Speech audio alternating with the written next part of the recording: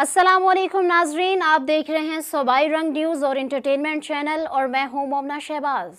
सबसे पहले नजर डालते हैं आज की अहम खबरों पर।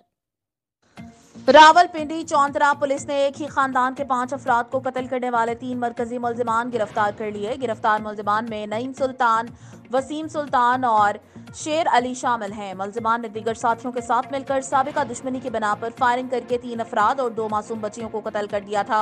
मकतूलीन में आतिफ, शुजा, साक़िब अनाबिया और ताबिंदा शामिल हैं। मुल्जिमान ने फायरिंग करके फलक शेर को भी जख्मी कर दिया था। वाक़े का मुकदमा रवां साल 8 जनवरी को थाना चौंतरा में दर्ज किया गया था।